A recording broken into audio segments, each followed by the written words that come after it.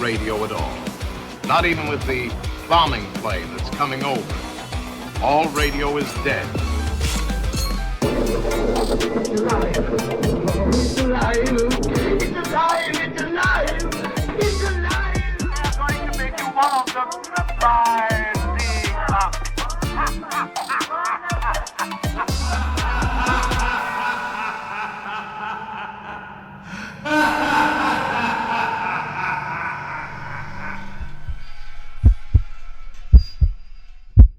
Welcome to the Horror of the Worlds. I'm Stephen Miller. And I don't have my notes with me. I think I'm Curtis Gerhardt. And we're here to talk to you today about the werewolf myth and origin stories. Can't wait for this one. Yeah. So I had to do a bit of digging, and I had to go way back in time. We're talking like 2100, 1200 BC. And the first mentioning of a wolf, human turned into wolf form, is the Epic of Gilgamesh. This was written, it's an epic poem written from ancient Mesopotamian era. And it's written in the language Akkadian. And there is a character named Ishtar whom has a habit of casting away her lovers for a new one.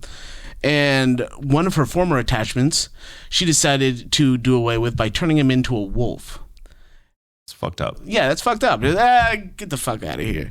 And that's the first time anybody's ever written about man-to-wolf form.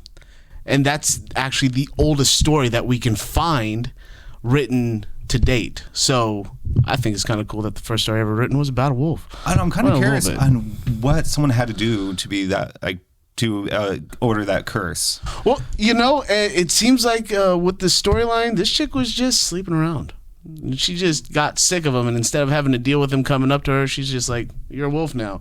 You can't speak to me. You know what I'm saying, but you can't communicate. Go away. Was that everything, though? I'm kind of curious on, like, if that was where she left it, or if she still continued to have her way with the... That's a good question, because a lot of this story isn't complete, because the way they were written out was like on stone. So we had to decipher an old language, and we only got parts of the story. So... Makes sense. Yeah, right? So it seems like this story is clearly more about gods and things like that. But this was the first time anybody had ever written about it. So it feels like for a long time, man-to-wolf form was mostly in dealing with the heavens, the gods, curses, things of that nature, until we get all the way up to common day. But I'm not going to touch it. All right, no common day today. Yeah. But after that, I found out there was an even... or maybe not older story, but just as old as time, is in Greek mythology. In Greek mythology, there was a man by the name of Lycaon, and he's the son of Pegasus, and a legendary king of Arcadia, who angered the god Zeus when he served him a meal made of human remains. This was supposed to be more like a sacrifice, more like we give this to you. This pissed him off. He's like, we created humans as a sacred being. We're not supposed to be fucking eating them, you asshole. So it's kind of... Oh, yeah, no, never mind. Like, I think I was going to go somewhere with that, but I guess I get almost probably the sense of dawn of man. I guess even a lot of animals are the same way, where they will not destroy their own or kill their own just so they could have a meal. Yeah, we'd rather do them away to undo themselves, right? Like throw them out into the wilderness and let them fend for themselves, get torn up by nature or something. Or throw us in prison. You know, I mean, it's like we kind of do the same thing where there's like Penhurst. Yeah. Because we couldn't handle, or a family couldn't handle their own child or whatnot, they threw him in and let someone else deal with them in a way. Exactly. In this story, the way that he does away with him is by turning him into a wolf. And because, much like in the original story, the reason why this was such a big deal is because humans have a natural fear of wolves, because they come in, they could eat a village if they're traveling in a pack. They take away people's babies and shit like that. And he is now feared by humans, but still has his human brain. So once again, he's lost his main power, and that is communication. And as a king, that's fucking all he's got. His Right. servants do the rest, right? So it pretty much reduces him to a wildlife and tells him to go fuck himself. I thought it was pretty fucking... That's enough to bring down a whole like society. Yeah. Because I mean, like, I know even then, like, shoot, even nowadays, like, wolves can actually destroy a whole farm, you know, by eating their livestock and potentially ending a household. Yeah, I mean, I've heard several things about that. I mean, nuisance animals and things like that. I mean, even when we talk about more action-like movies, like in The Grey, the wolves, the reason why Liam Neeson's Don't need to character see knows that about movie. it, he knows about these wolves, and that's the only way he can protect the people that are doing the job, is because they're actually technically on wolves' territory, and he's got to ward away these animals. So, I mean, even today, we still have a strong fear of these creatures. Yeah, I hear a wolf, like, if I'm out there, out and about, I'm going to be scared to fucking death. Like, Right. I know I'm not going to be able to survive against a regular dog, let alone something that's usually like 2-3 times bigger than the average household dog. And when we're talking about wolves in this story, like these are in heavily wooded areas, high up in mountains and shit like that. So when we're talking wolf, we're talking timber wolves. Like your dog doesn't stand a chance against this shit. This more looks like American Werewolf in London kind of size. Like not quite that big, but still huge. Well, I think I remember seeing images off like a show that they're supposedly not extinct. I think they were supposed to be extinct for a little bit. I thought they were on the edge of extinction. I didn't know they were extinct. Well, I think that's like probably like the edge of extinction, like where they haven't seen them in a long time. And I think they showed a comparison of how big they are compared to I think they did it next to like a retriever or like a husky or something like that. And it is like 5 times its fucking resembles size. more of a fucking horse, man. Yeah, like fucking creepy. man. And the way that they can hide is so terrifying. I mean, it's understandable why humans still fear them and why back then they could easily just make it occur.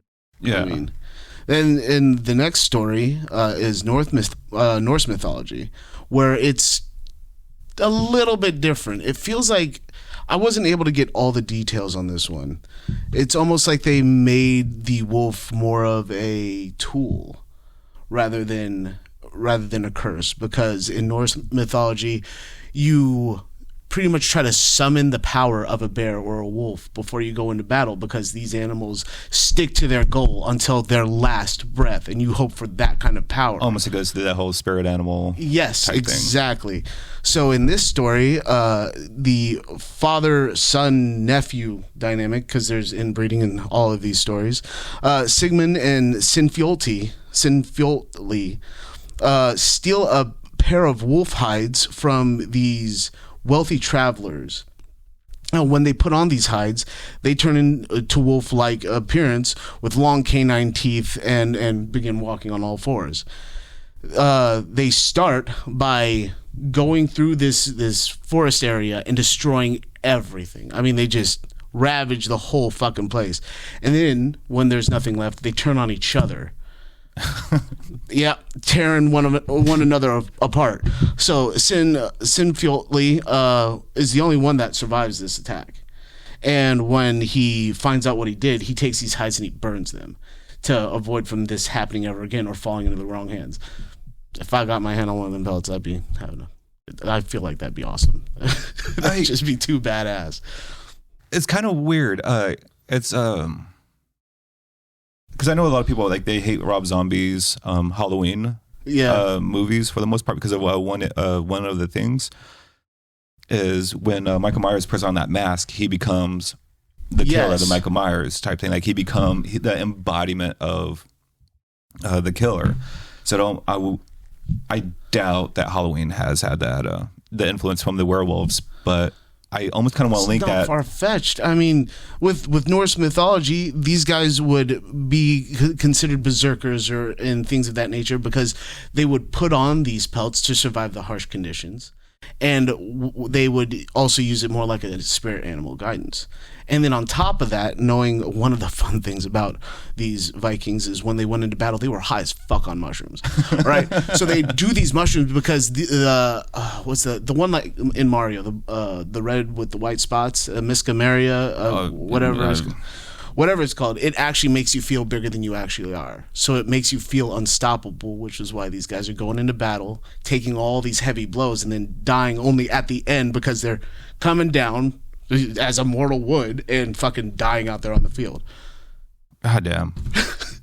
Like, so it wouldn't be far-fetched to think Rob Zombie might have taken a little bit of it, but he's deep in all kinds of Zombie knows his shit. Yeah. Even then, I mean, I feel like that's even not so much with that, but I know that's kind of common when you have a lot of actors and stuff, like where in order to get inside the head of, or that mindset of the villain or whatever, they have to kind of, once they get that makeup on, they stare at themselves.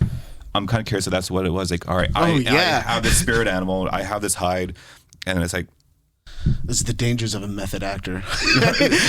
literally, I'm gonna kill everyone. Yeah, this is it. I'm hopped up on shrooms. Kane Hodder's all fucked up, man. Actually choking people on set. But that story was written in the late 13th century. I'm not so sure about when the Greek mythology was written, but obviously that's just as old, if not older. But it's just more proof that we just can't shake the power of the wolf. I mean, that is in absolutely everything that we love in here. And there's even a Rob Zombie song who, I mean, we all know fucking Rob Zombie's crazy into horror, but he also has older horror movies that you would think were just to the wayside, and he puts little snippets of those in his songs. So, I mean, still relevant to everything. And his movies or his songs are about killing, sex, parties. Was it Sex in a UFO or something like that? Yeah, but yeah, exactly. no, that's one thing. Like, I don't know if I should even bring it up right now because it's not even relevant. Because I mean, you could tell that he has a lot of love for horror movies, let alone the history of the horror movies. Because his most recent one right now is The Munsters. Yeah, love it or hate it, like it's an old beloved sitcom. And I mean, he's showing I know he didn't make a movie just to like say, fuck, I'm just gonna make a movie. I'm gonna do it poorly and shitty. No, like he did it with love and then well intent. Yeah, well, there are movies I feel like he should be making mostly because he already had tie-ins with some original ass stories, but I bet that it's tied up with rights and bullshit because I mean, he's been involved with video games, movies. He used to scoop brains up on the side of the road. Young, he's been every fucking where, man. Wasn't he a carny? I think, or like his parents or something like that. I want to say he was a carny, like him and his brother or something like that. I remember something about hearing he was a carny, and I heard something about how he was a first responder. Him and Tom Savini shared a similar upbringing. I think Savini also, being a military vet, saw some shit.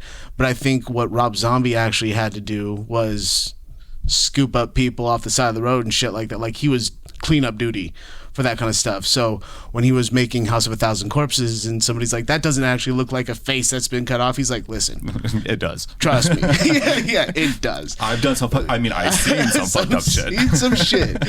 But I mean, he did what it would have taken to make it, I guess, a more believable thing because. Yeah, it'd probably be hard to staple on a face regardless. Yeah. I'm going to go off on another rant. I'll let you continue. Another one that I'd like to tell you about before we get a little bit more local is in India.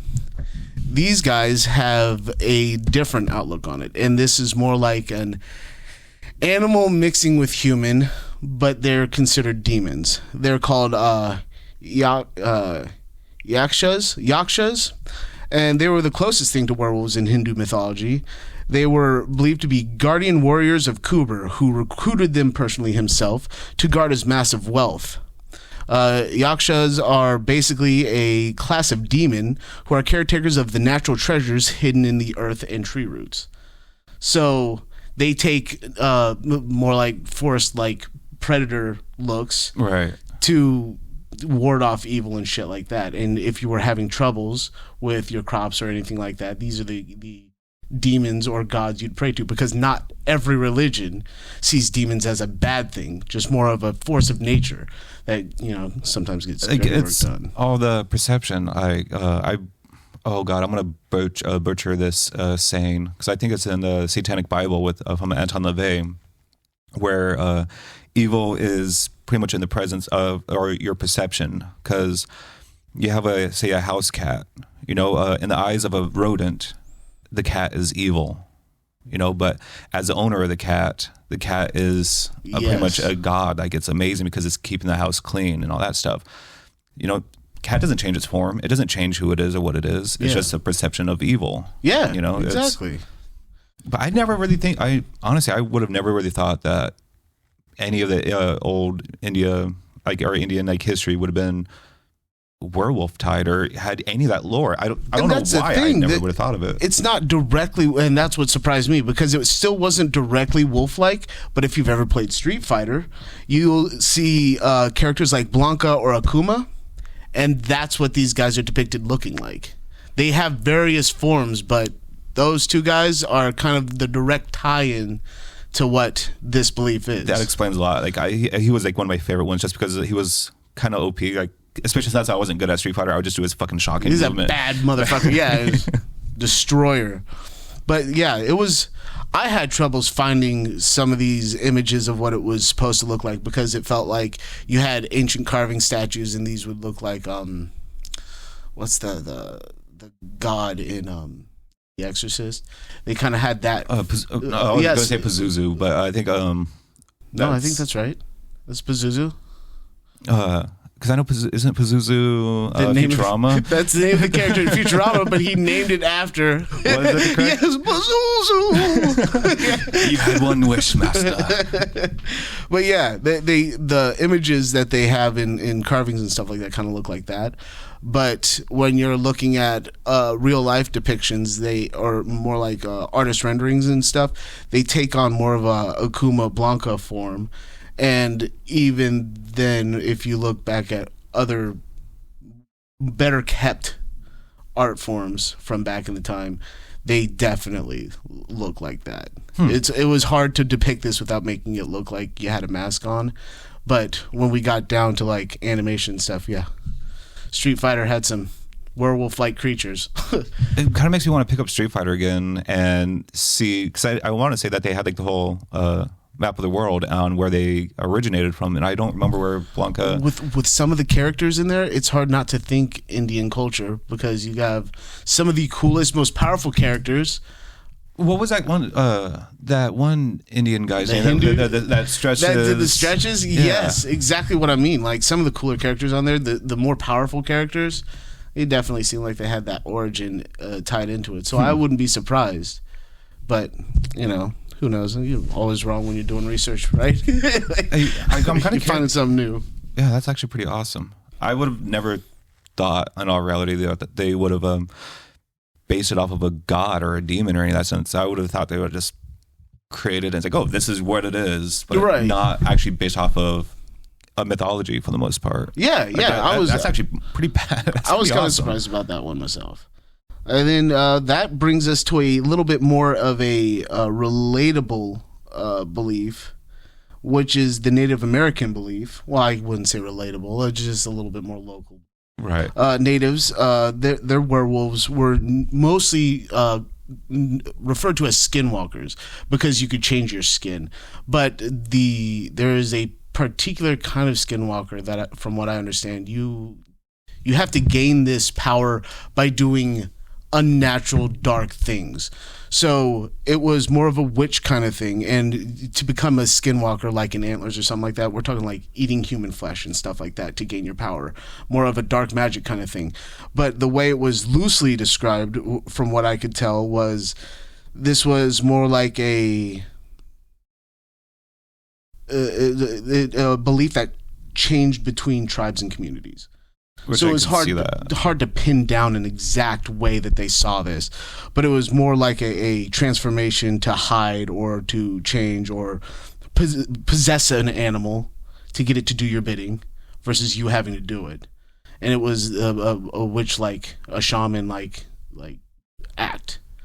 And that's why it feels like the first movie ever done was done off of this belief, which was done in 1913, a film called Werewolf, which was written by Henry Mackay. Maczays, Maczea. I think that's McVeigh.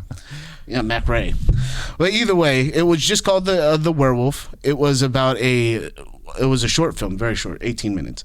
Silent film era about a Navajo woman becoming a timber wolf. The plot goes, Kiani, a native woman, becomes a witch after mistakenly believing that her husband has abandoned her.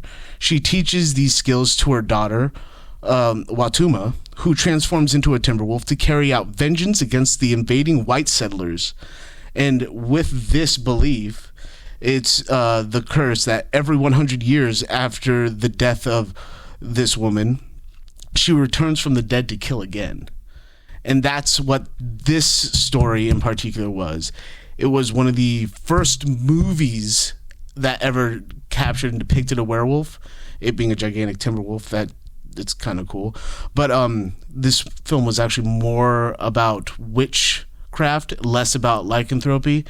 But we'll never get to see it because it was destroyed in the fire of 1924. Another great piece of work just completely lost. I can't remember if I said it like in a previous episode, but I really hate on how many movies that we've lost and are currently losing because of like digital rights or them not coming over to like actual physical media. Yeah. It's a fucking shame. All of these stories, like you can tell with that story and the one from India, you can tell how we might have mixed and mashed together some different folklore, especially with Christianity already being a mix of so many other things, and made our own version of the werewolf and having an American werewolf in London, American werewolf in Paris, things like that. They get fucking crazy. So they change form a lot. That's one thing that I think is kind of crazy. Like I've always been kind of interested in, because I'm pretty sure like we don't even have a history of it because it's impossible to know everything that went on in a historical time for the most part. But how different countries could have the same belief for the most part, like where you have over here in the North Americas where they had the whole like skinwalkers, werewolves. You know, I might be a little bit naive or whatever, but like I doubt that they had any influence from India or any other countries. Right. And it's just crazy on how they developed their own werewolf myth. I guess I could kind of see it on the whole like the Greek and India. I could kind of see how they could have probably passed down through stories, but it's just to me, it's just always been awesome on how, you know, different places could have the same belief but in a different story. Yeah, I always thought that was kind of cool too. So we've always believed in like witches and shapeshifters, but I enjoyed the fact that with the fact that, well, maybe not fact, but with the storytellings of werewolves these days, it's witches and werewolves can be either the same thing or something else. And the witches thing being a good thing versus bad thing clearly changes from nation to nation or whatever upbringing you have and stuff. So it kind of gives a variety to the origin or the depiction of the beast when you're sitting there making a movie. And I thought it was the only version of a biped wolf that I could see was in the Indian stories. And it was more like a demon with creature-like features versus, you know, straight up wolf man. I guess also depending on like how close Street Fighter was with it. It was more chimpanzee bipedal than actual like, Bonko's got a hunch, man. He's not exactly a biped. He's a knuckle-dragging monster. Yeah. So I'm kind of curious if that's how... It's something I wanted to do more looking into, but it's, I don't know, it feels like with some of it, they might have just been grabbing at straws and going, God, this is just going to look bad. Right. And I'm not mad at any of it because those two were my favorite characters to begin with, not just because they're beastly form, but their performance in the game was awesome. You got super strength and shit. He just looks so badass. It looks fucking metal. Yeah.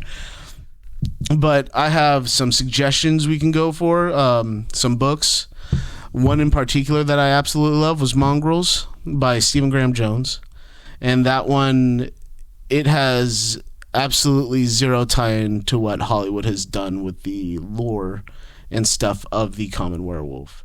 which I think is pretty good because you always kind of need a different story. And Yeah, it definitely hit the refresh button on what you'd follow for a movie like that. I guess refresh is a great word for it, because if you were going into a new story, even if it's a book or another movie, it's always kind of nice to like, all right, what's the laws here? What's the story? What are the rules that they're going to be following? And like sometimes it kind of helps when they just like, fuck the rules. Like these aren't the rules anymore. Yeah. So when he depicts the werewolves and the way they transform and stuff like that, he tries to make this more of the scientific following of what it would do. Like naturally being a smaller human and turning into a bigger monster, you're going to burn more calories. So that's the kind of thing taken into consideration. The fact that you're tied in with human beings and stuff like that, like where are you going to just develop a silver allergy? So they're like silver crosses, things like that. Throw that shit out the window. That doesn't matter. But chocolate is now a problem. So, it was fun, and it was clearly written for a bit of a younger age bracket. But one thing Stephen Graham Jones has always been great at is the reading level carries on with the age of the main character. So if you're reading about a 16-year-old boy, he's writing and speaking like a 16-year-old boy. And as that child gets older, his writing it develops, and it's matures. crazy. Yes, it is. It's very fun. It makes every one of his books fun. But Mongrels is a great read. That's great to know, because now I have to add chocolate to like my werewolf defensive kit. Yes, absolutely. Wolfsbane, silver crosses, and now chocolate. Some fucking Girdelli up in there. And then a couple other werewolf books in particular is the 13th Coyote and Ballad of the Werevixens. Those are fun because I love splatter punk reads, and these are splatter western. So they are set in like early development of America, gunslinger kind of shit. Werewolves on horses kind of thing. That would be a trip to freaking like even see an image of. This is more like a gang of bandits. Their lead got bit by a werewolf, So they actually become outlaws and outcasts. Yes. So you got a bunch of outlaw werewolves hunting down the town and shit. I thought it was that one was fun. I haven't gotten to Ballad of the Werevixens yet, but Christopher Trina, who is the author of this, is a fucking great writer, and he makes it a lot of fun to read. So. I feel like Glenn Danzig should have made that movie instead of the vampire one he did. Yeah, or at least combine the two. That would have.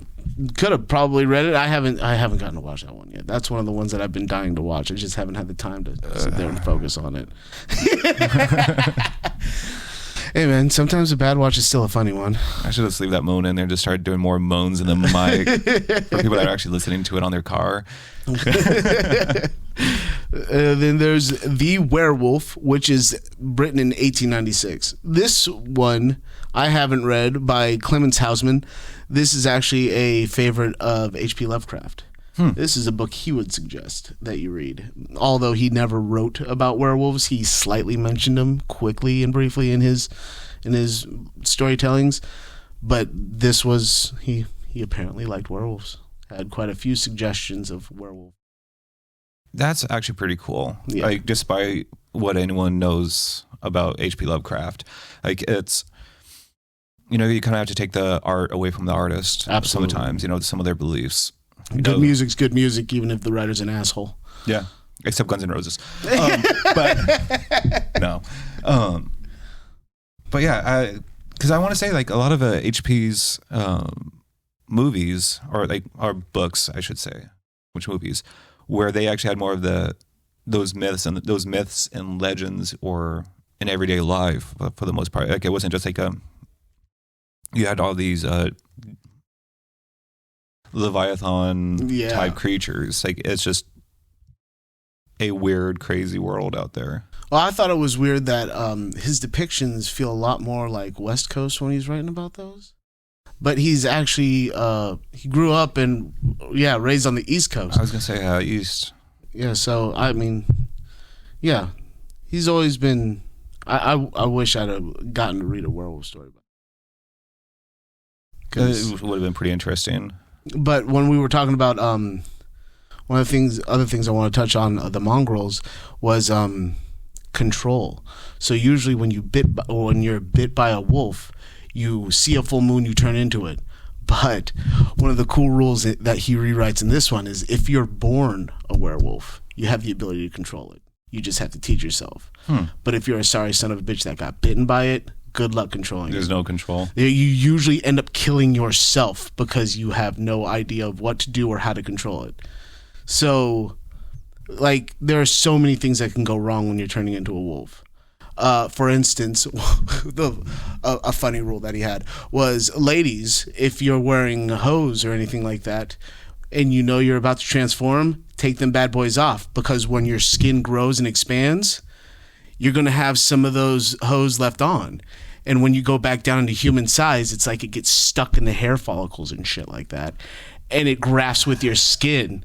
So he has some fun fucking crazy rules. It's like how to survive being a werewolf 101. That's something like I would have never thought of, but it makes sense in a weird way. He put a little bit of a biology into Like actually the efforts. Like forethought. Like yes. So there are so many things that can go wrong being a werewolf, and it makes you appreciate those badasses a little bit more, I guess. But yeah, if you're only reading one book, that one should be Mongrels. Yeah, but with all those other ones, I mean, all the other stories that I've told about, it feels like there's some of these movies, they're just not. It feels like some of them just don't pull from it. Like even the Wolfman, both Wolfmen. Like I'm a big fan of Lon Chaney, but the retelling of it felt like it was able to paint the picture a little bit better. Even though I like Lon Chaney's performance, I like to be fair, it was a different era, so they couldn't do too much about color and all that shit, but they got the capturing of the moment and all that stuff. But it felt like even then, some of the depictions, some of the makeup and stuff like that, you know, like the transformations and all that stuff. Yeah, you know, it felt like both of those, they just wasn't as cool as. I gotta admit, those transformations, I want to say Wolfman, or it could have been, oh gosh,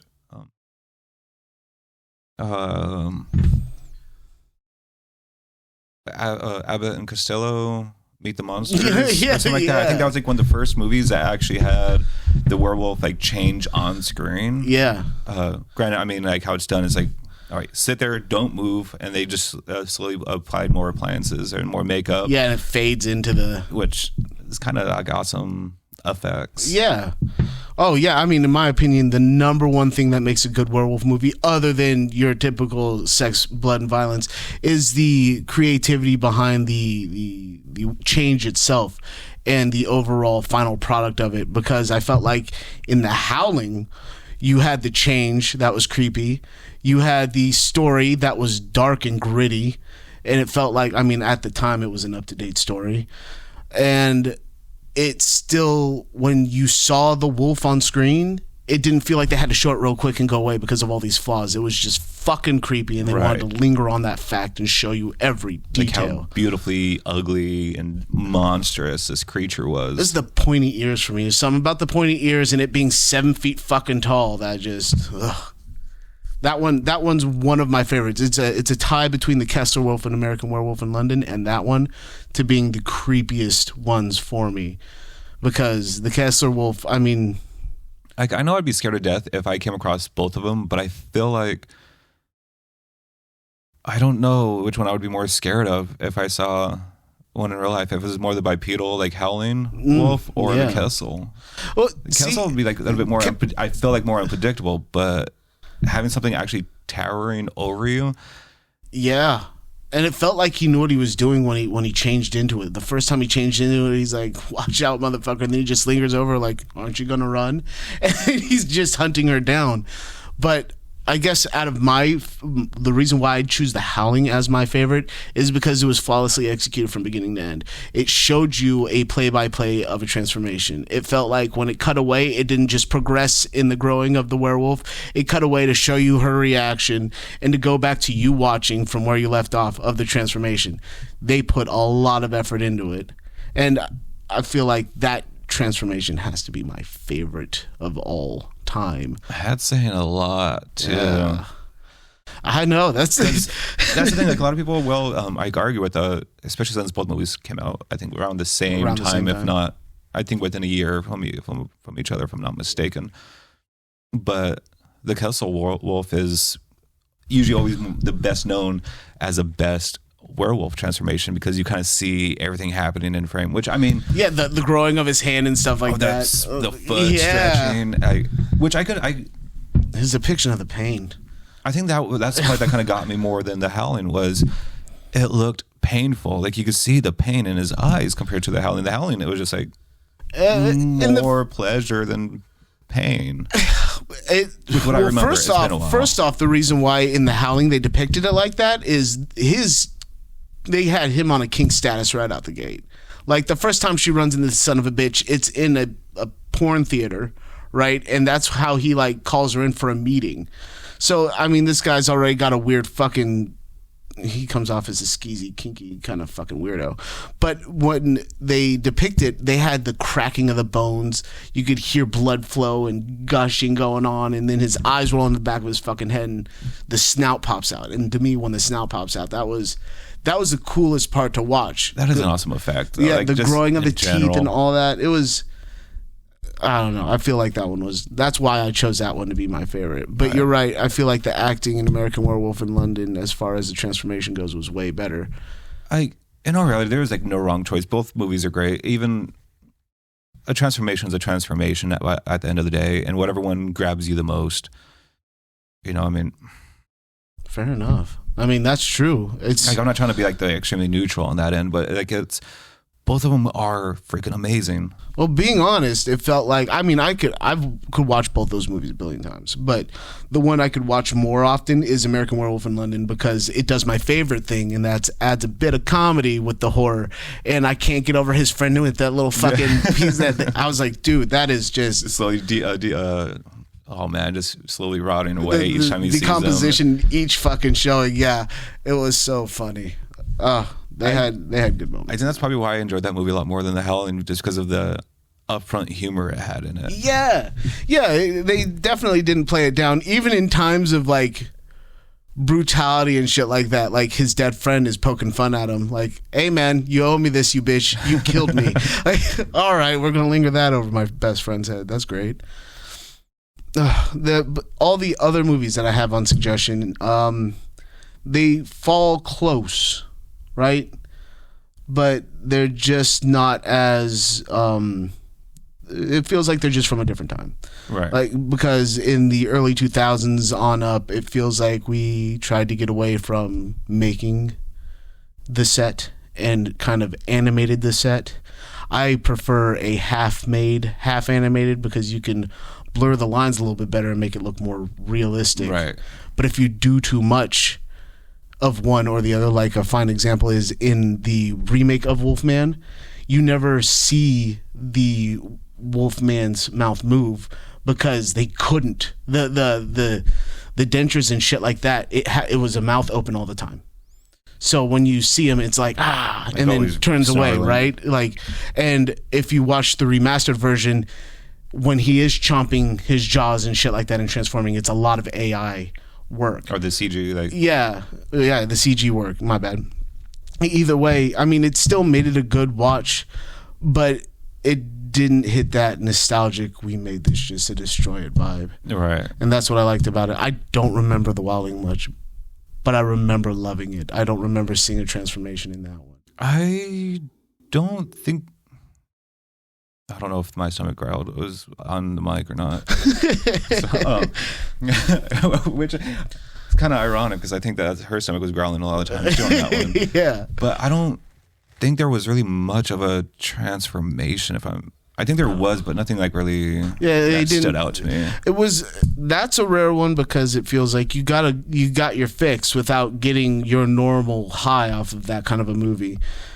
The Cursed, just watched the remastered version, the unrated version for the first time, and it feels like they have more werewolf action, and it felt like what they were doing was the same thing they were doing with The Exorcist, waiting for the CGI to get a little bit better so that we can show these and make them a better part of the movie, versus it going, oh, you had me all the way up until the action scene, when it's supposed to be the part that sucks you in harder. Right. But that one's I like Cursed because it's once again a great combination of comedy and horror, and it's more comedy. It's more like the Scream, you know what I mean? I wasn't terrified in Scream, but I was not unentertained, right? Like, it was a great storyline, and having a werewolf flip you off is just fucking hilarious. Honestly, that's what made me hunt down The Curse, because that meme was going around. Yeah, liar. It's the wolf.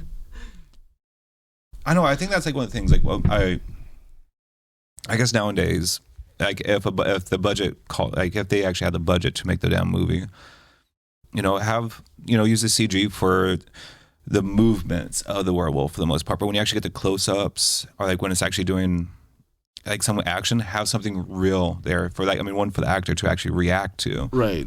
But feel more real. I mean, that's like what Jurassic Park. They had like real. They had to build props animatronics to make that shit and stuff. That's what makes it that much more real, because it was real. I feel like that would be the best way to kind of do a werewolf. Yeah, unless you're gonna go full out slapstick, like Wolf Cop, which is also on the list. Wolf Cop 1 and 2. I prefer 1 more, but I've only seen the first one. It's just gritty fun. I with me not remembering much of it, I know I loved it. Like, it was, I think like the biggest thing I remember, no pun intended, was exploding penis. Yep.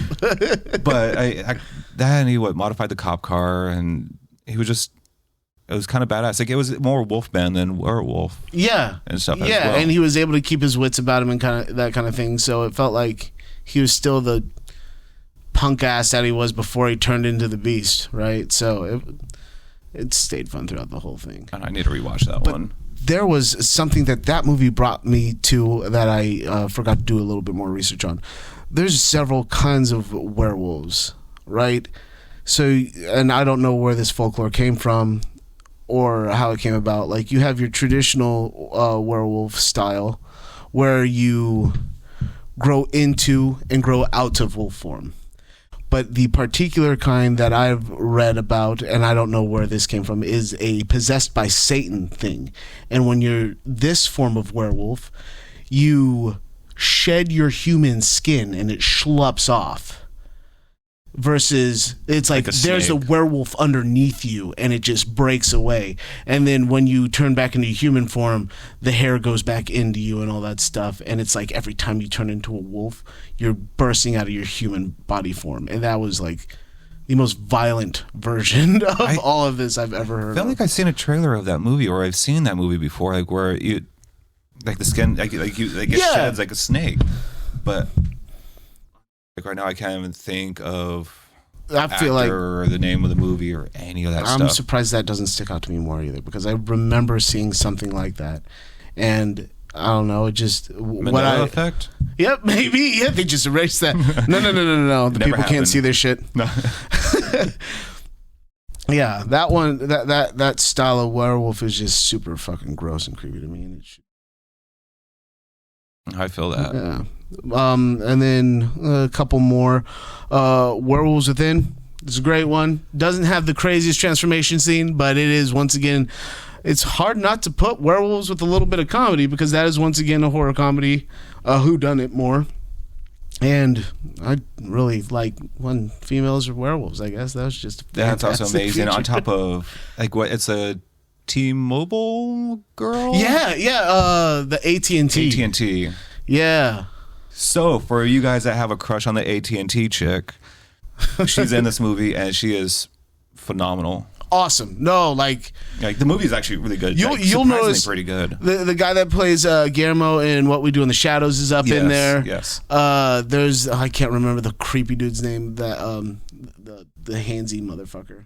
But he was in Men in Black 3. He's the sales guy that took over. Oh, all right. Yes, He's always a weird stoner burnout type. Like, this is no exception. the movie, it was based off a video game too. Yeah, it was based off a video game. And if yes. I'm not mistaken, the game was not highly acclaimed, and the movie was even less. The game was bare bones. It felt like Among Us had more like action going on in it. This was almost more like a desktop Yu-Gi-Oh kind of game. It felt like it wasn't as, character building. I could be wrong about that, but when I looked into it, I'm like, I probably wouldn't play this fucking one. but it still made a phenomenal movie. So check that shit out. And then the last one I want to suggest as far as movies is Werewolves on Wheels. Not because of anything being too epic. I am a huge werewolf fan, and I am a fan of motorcycles. And this movie has both in it. But we're talking about a time frame where stuntmen were stuntmen. And the best part about this is 90% of this movie was actual bikers where they were like, hey, you guys want to ride on set and get paid for it? And these guys going, hell yeah. So there was probably like 4 or 5 different cast members that did things that you wouldn't ask a normal person to do, like, I don't know, light a guy on fire and send him off on a motorcycle. And other than that, it was normal people acting like normal assholes. I thought it was fun because it was an honest way to do a movie. Huh? How are there not more movies like this, especially nowadays? I mean, this one was, first of all, it came out on my birthday and on November 19th, but in 1976, 1975, something like that, you can hear a intro of it on Sick Bubblegum by Rob Zombie, where he goes, we all know how we're going to die. We're going to crash and burn. That's straight from this movie. And I like it because it's done. It was done on the fly. And I mean, as far as that making it just as much of a bad movie, it was a fun movie in my opinion. Because I felt like it was, if you came up to my friends and said, hey, you guys just want to ride, make money, and maybe make a movie out of it, I mean, yes, absolutely, that would be fun. Fuck yeah. There is no no to that. Yeah. That's why are we not doing this right now? Right. Right. So those were the movies. I got a few video games, a couple comics. The Howling, that's a comic that wasn't as long-lived, but it took part right after the first Howling did, and followed the Gypsy Witch, followed her around and saw where she went next. So this is based off of the movie The Howling. Yeah, it didn't get to finish its storyline at all, but it still kept the vibe pretty well. Then there's there's Moonshine. This one's fun. It's a bit of a short. I want to say it's graphic novels about this big, and there's probably 6, if I'm not mistaken, 5 or 6 of these stories to finish it. It's a Prohibition-era thriller telling the story of Lou Perillo, a city-slick gangster sent from New York to Appalachia to track down a new supplier of illicit booze. But what Lou unwittingly discovers is a supernatural secret that must never be seen by the light of day or full moon. And that story was kind of, no, I wouldn't say turning it on its head, but it was a new era to see that story told in. I know that. I guess that's like, I would have never thought about it being a werewolf movie or a comic until that last line, or full moon. But when you think like, oh, Moonshine and full moon, I'm like, oh, all right, there's a play on words. They there. played with that. I thought it was good. Then there's Pharaohs, and that one's just fucking brutal, and it was just fun. It's, I want to say, only 3 comics. It didn't take off. It was a horror comic kind of setting with all of it, and it's common day, just a gritty werewolf story. And horror comics don't seem to be as sought after as one would think. Like, no, unfortunately, Creepshow and shit like that. Like, don't get me wrong, people love those, but they stick to that. They don't go off into the horror genre. Well, for that, horror and comics. unfortunately, they're not big. They're not really well known. Well, they're well known within this community. Yeah, but like when I worked at a comic shop for, I think it was a little bit over a year, there were very, very few people that would buy anything horror related. Honestly, I think there was probably only 1, maybe 2 customers that would buy any of the horror action figures that we had there. And we did occasionally get some of the horror comics, but some of them, they were special requests. Like, as big and as awesome as the horror community is out there, we are not like ever so prevalent. Like We're not number one. No. That's for sure. No, it's clearly fucking superheroes who I'm honestly a little bit sick of. But. Which, I mean, at least here. I mean, I'm pretty sure there are other comic shops like where they have that clientele. But at least the one I was at, like, nothing wrong with that shop at all. No, it's just, you know, like they got to make their money. They got a rent they got to pay too. So I mean, I could probably count like 20 times when I've actually sold. And I'm not even counting. Was it Zombie Tramp? Oh, okay. And stuff. But yeah, it was just. I wish there were more of us. Yeah.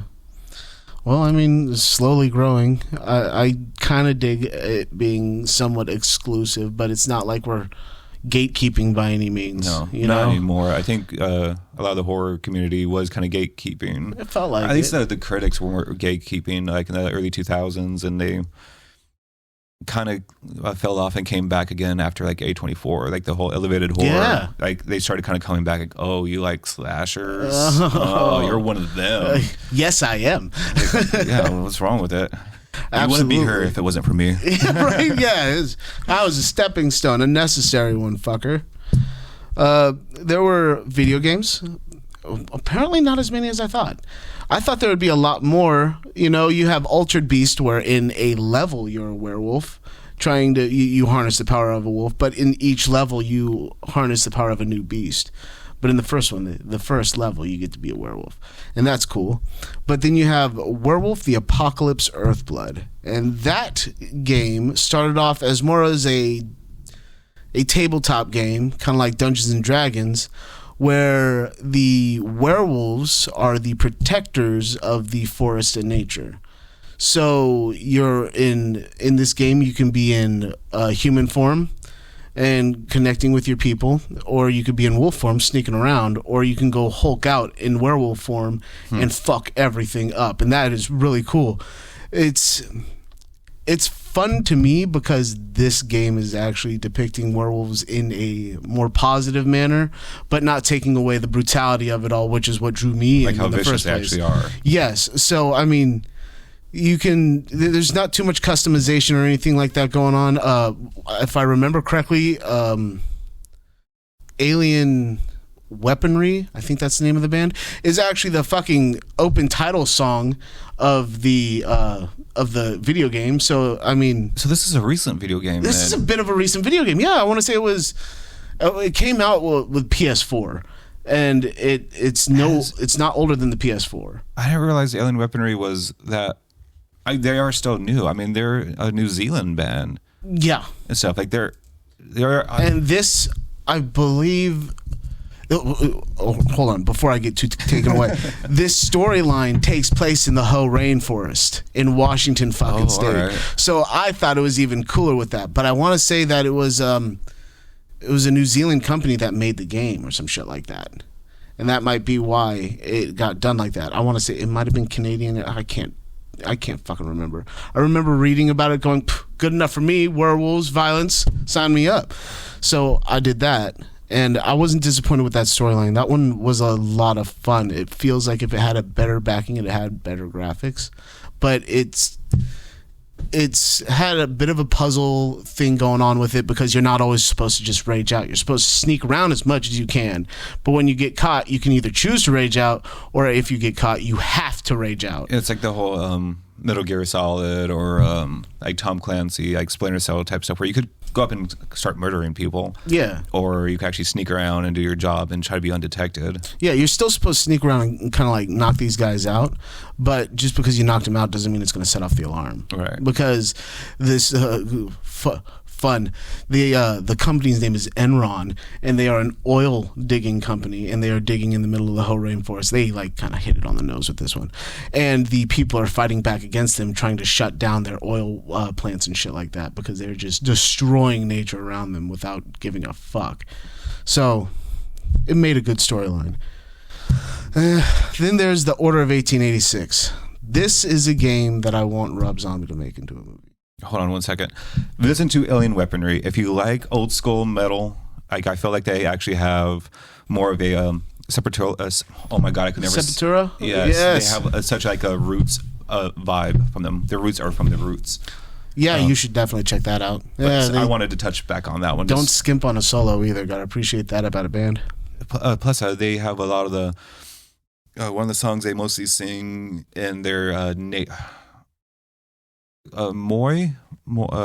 I can't remember the native language of New Zealand, but they actually yeah, no, that song, one of those songs, is actually what is in the title of that game. So I thought it was just a solid ass game. So yeah, check them out if you Yes. But sorry, go on with some zombie. The Order of 1886. It is in the era of a new age, of course, where Nikola Tesla makes your weapons, and you are monster hunting because the resistance is trying to overthrow your people, and the resistance is a pack of werewolves. So you are pretty much hunting down werewolves, which kind of sucks. But the images, I want to say Rob Zombie directed the scenes in this movie.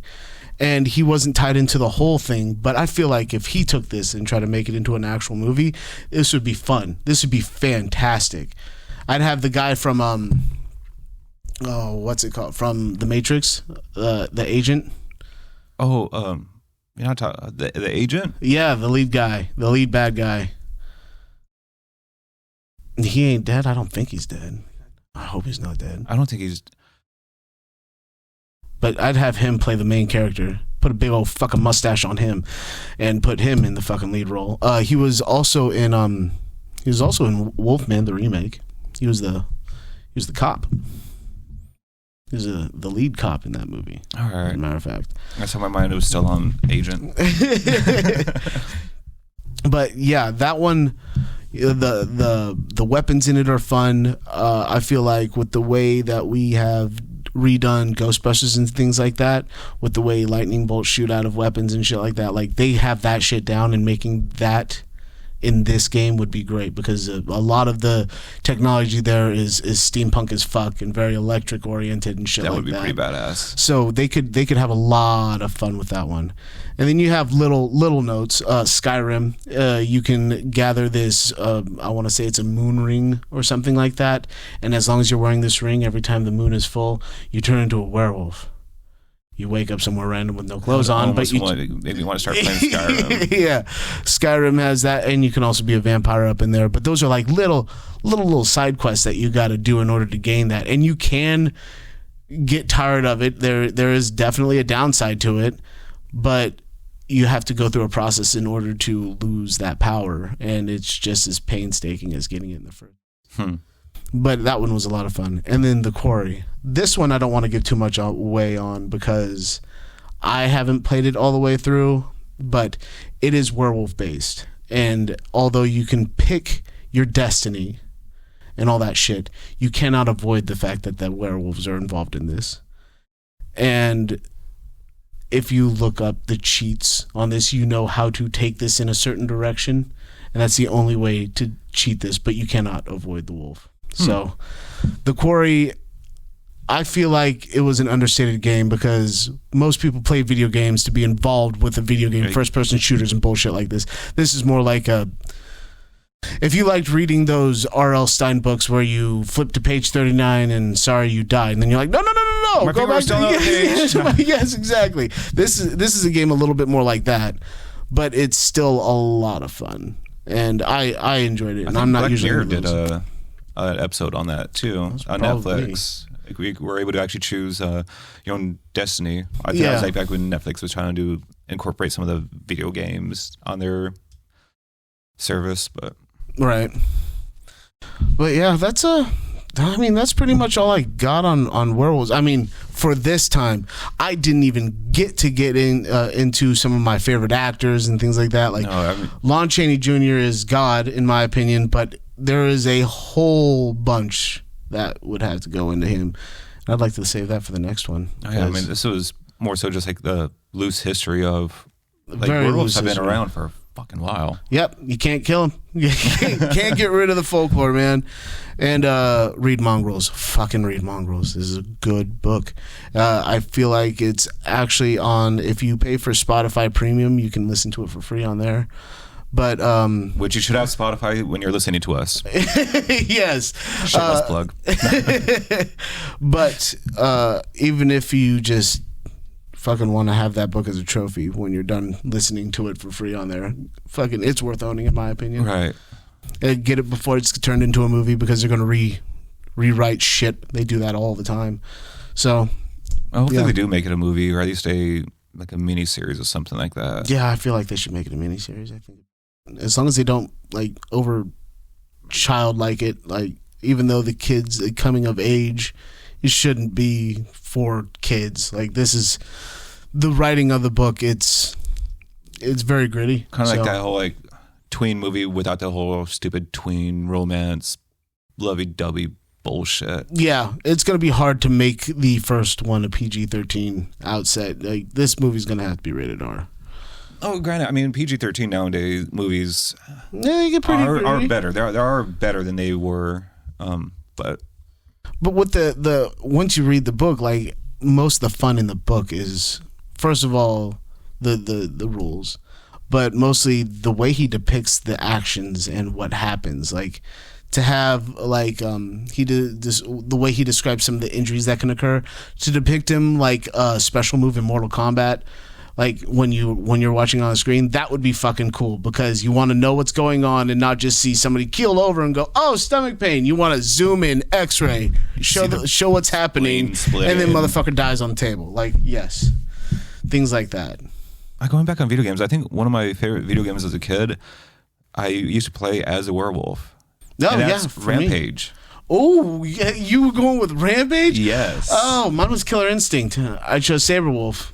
I was thinking Because he Killer can do the Instinct- spin and he has a mad combo setting. I thought it, like what's Basic Instinct? I know that's a movie. Basic Instinct is a movie with Shannon, what's her face in it. All right, so I think I know what game you're talking about because I think I actually own it. I just haven't seen Killer it. Instinct. There's full right now it is an Xbox exclusive. You son of a bitch. I cannot get like the only reason I can play it right now is because they have Killer Instinct. I want to say 2 on Game Boy and shit like that. They have the Super Nintendo. So if you have the Switch, which I do, you can play it as one of their little extras that they give away. But they have the newer one on Xbox, and it's full gore is like Man, this what a Wolverine kind of shame. thing with laser. Owning an Xbox is better than PlayStation. Yeah, it's rare. Fuck them. No, PlayStation has quite a few games I do want to play. Xbox has all the good throwbacks though that they made exclusive for them. To be fair, that's what they were signed with though. Like They're Skate. just trying to make the Xbox good, and they're doing an adequate job. Yeah, they're working on it. Not mad at that. No, games are becoming more multi-platform, which is good. I'll get one eventually. But You're not anytime missing soon. anything. Yeah. One's over glorified. I don't know why the hell my Xbox is on right now. But yeah, I feel like those are the basics as far as werewolves and things like that. After this, I feel like on the next one we can touch into the modern lore, how some of it's changing and some of it's is what it is. Why silver's a problem. I know. I'm actually kind of Things curious like on that. when and why silver was a thing. I want to know why too, and I feel like it has something to do with we'll get into that next other one. history. But to be fair, if I stabbed you with silver, you'd fucking die too. So I feel like No, I'm borderline a Helsinki vampire. No silver. Dipping in some garlic butter, then maybe. I mean, but yeah, that's all we got. all right, that's fascinating. That's actually really. I don't know. I'm kind of actually shocked. I'm still shocked that werewolves have had that history. To be honest. Yeah. Well, that's So it. I guess next time, don't forget to subscribe. It actually helps us out. Give us a listen on YouTube, Spotify, iHeart. All that stuff's on our YouTube channel. Also follow us on Twitter because that's where I update when we have a new video coming out. Oh, okay.